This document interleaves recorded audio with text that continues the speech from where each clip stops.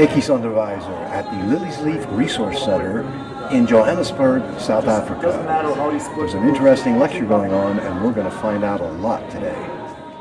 When the NEA Foundation Global Fellows spent a year studying South African culture and history, little did we realize that we would be visiting a large part of this history in our visit to Rivonia. Rivonia, South Africa is a leafy, quiet, suburban area outside Johannesburg. In 1961, in apartheid South Africa, no one thought too much of the fact that Arthur Goldreich and his family moved into the estate known as Liliesleaf.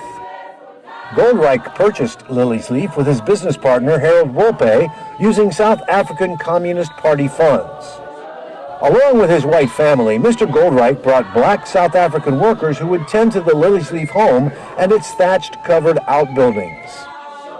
Little did anyone outside Liliesleaf at the time realize that the Goldreich family was hiding the black workers at the estate who were actually members of the Liberation Front of the African National Congress and whose mission was the downfall of the apartheid government and its discriminatory and appalling laws.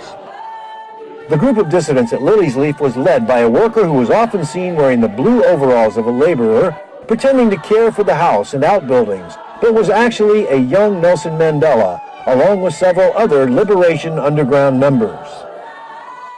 The Liberation Underground operated from Liliesleaf for nearly 2 years before being raided by police in July 1963.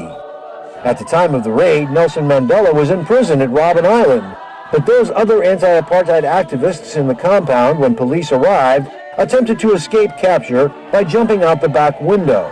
But they discovered they were surrounded, and their hopes for an overthrow of South Africa's apartheid government appeared to be gone.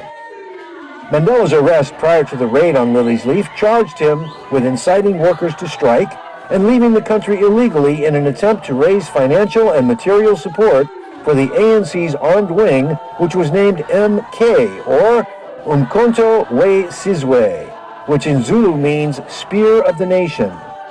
The tip of that spear becomes apparent when visitors to Liliesleaf hear descriptions of over 200 sabotage attacks that were planned here and carried out targeting passbook offices, power structures, and government installations.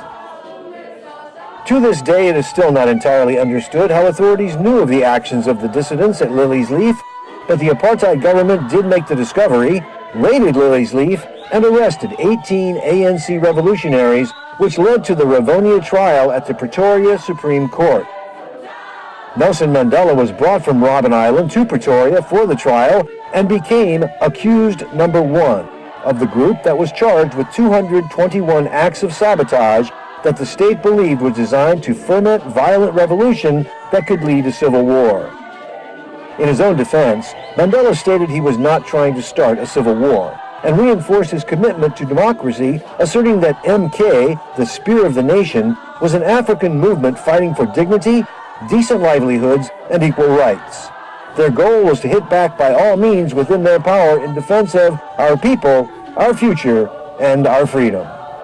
Ekis Onderwyser from Liliesleaf in Johannesburg, South Africa, leaving you with these words of Nelson Mandela. When people are determined, they can overcome anything. Until next time.